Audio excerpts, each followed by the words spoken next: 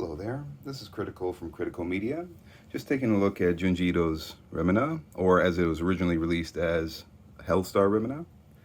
This is a book that originally was published back in 2005. I believe the publisher was Shogakukan. However, this copy is the international release from December of 2020, and this is from Viz Media. And apparently, actually, it just won a Will Eisner Award for Best International Release. So, not bad. Good job. I can understand why, because I've actually read this 3 times now. Now, we'll just go over a brief overview of the physical hardcover, a few plot points, and some art. Okay? So, in terms of the hardcover, as you can kind of see with the light reflection, yes, this is actually a gloss finish, front and back. However, the spine, it's still matted. You may notice from the other video, I did say the same thing of Censor, that this part does feel unique. I guess it helps its spine a lot easier over time. And it has shown, because I've read it 3 times, and I know I've been a little rough and tumble the second time I read it, but it's held up beautifully. Now, the book itself is only about 250 pages, thereabouts. So it's not too long, but that actually will come into a factor when I mention this part later. In terms of its internals or bonuses, really not much. You just get a front page color spread of an image or panel from the book. As with the back, poor girl, I always feel bad for her. Anywho, not too much in terms of bonus features or anything like that. But all in all, it's still a solid copy. Like, for what I love this book for, I'm actually cool with that. Now, in terms of some plot points, in a nutshell, if you've watched films like Armageddon or Deep Impact, disaster movies essentially, I believe that's what Ito was going for this book. A bit of a disaster horror or a cult horror kind of thing. So, the general synopsis. An astrologist discovers a planet about 16 light years away from our solar system, and realizing it's 16 light years away, he actually approximates that it arrived in the same time as his daughter being born, whose name was Remina. So, by proxy, he named the planet after his daughter. Now, because of this discovery, his daughter has also kind of gotten a little bit of stardom. But of course, being thrust with all this celebrity, she's of course not used to it, so she's very shy in the beginning. As a matter of fact, she kind of is shy throughout the whole thing. But I guess she learns to deal with it with her own managers and, her own fan base. Now, as the story progresses, the astrologists begin to notice that this planet begins to edge closer and closer, and not only that, it's destroying things on its way to our solar system. And it causes mass hysteria, mass panic, to the point where, well, the world just kind of falls apart. When I say falls apart, I mean more so the fact that, just people just start panicking like crazy. And eventually, it does arrive in our solar system. The story itself says that it takes place in 20XX. It is believable to assume it happens in our century, because people still dress like us. As you can see, even on the cover here, the buildings are very similar to our own. But they have flying cars and, smartwatches, and that's like their preferred form of communication now. So, anywho, the public somehow connects that because Remina was born on the same day as this planet entering our system, somehow it's connected. So the entire world almost wants to go after her. Or should I say a bunch of cultists believe that by killing her, they get rid of the planet. Hence the drama, hence the thrill, hence the rushes. Now, I won't go into detail like the ending or anything like that, but I'll just show off some art here. Now, Ito's always been excellent at drawing hair. You've probably heard me mention that in the previous book, but nothing's different here. Like, there's something about him and hairstyles he just nails anyway.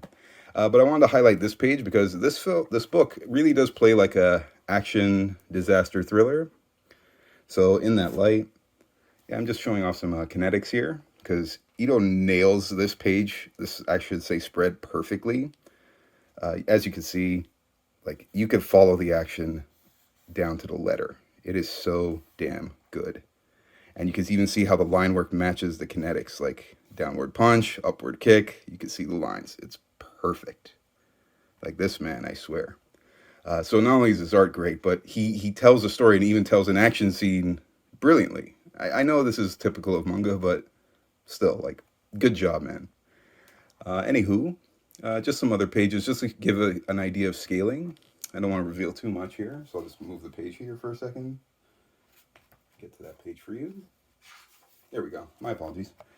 So earlier I mentioned how the eye was beneficial to this book. This is one of the very few two-page spreads. Usually I'm a pet peeve of this in books because as good as they design the eye, and this eye is pretty good, you do get a little bit lost, but like you'd have to really nitpick.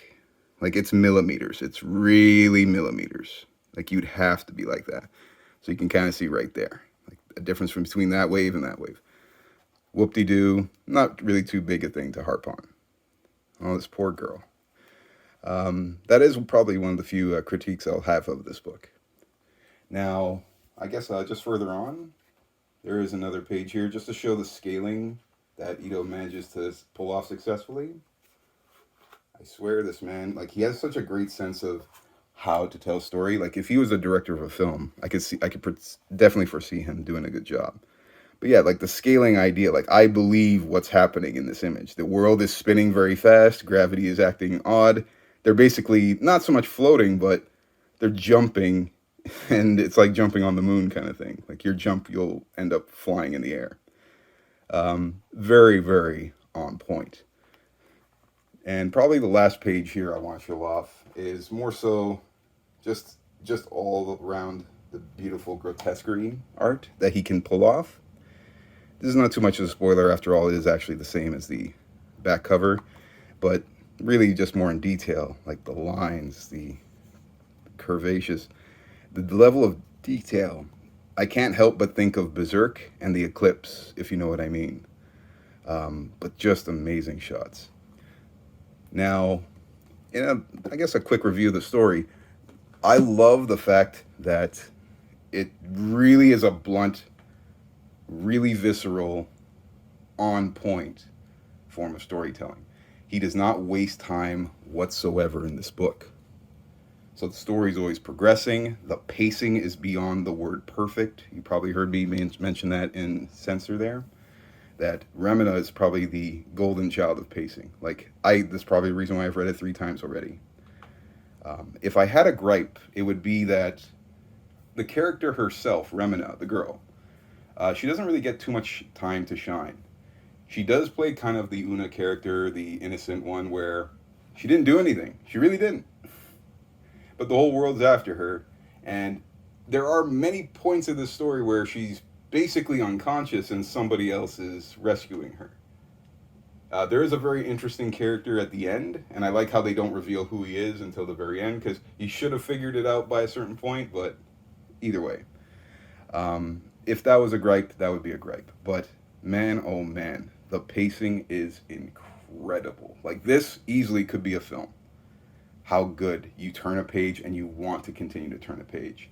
Even though it's about 250 pages, because it's more action-centric, you will fly through this inside of an hour. Censor was kind of similar to that, but it was a bit more dialogue-heavy. But yeah, this one, it's very action-based, has that cult horror aspect, and the one theme that Ito nails, if he is carrying a part of his horror genre with him into this disaster genre, it is the impending doom, constant pressure. The level of dread gets worse and worse and thicker throughout the tale. Like, man nailed it. He didn't have to explain where this thing came from throughout the entire book. I love that, because sometimes the true horror is the lack of information. You know? Oh man, so good. I couldn't help but think in this book, though, that it reminded me of something, and I actually came across it the other day. I had a book. It's Thor, Astonishing Thor, Rob Rhodey and Mike Choi. This book has a lot of planetary issues as well, let's put it that way. It's more of a celestial space drama. And there's a particular page in this book that I couldn't help but think either Mike Choi or Rob Rhodey, they were definitely inspired by Remina, because how can you not think of it? Even especially the terming, you know? He's just an insane planet trying to kill another. I couldn't help but find the connection there. Ironic. But anywho, this is definitely a 10 out of 10. Like I said, I've read it 3 times already. I'm probably going to end up reading it right after this video again. But just another perfect example of Ito's work. Not too much bonus extras, but hey, it doesn't have to. But all in all, excellent. But hey, let me know what you think in the comments down below. And hey, you might see me in another video soon. Take care, folks.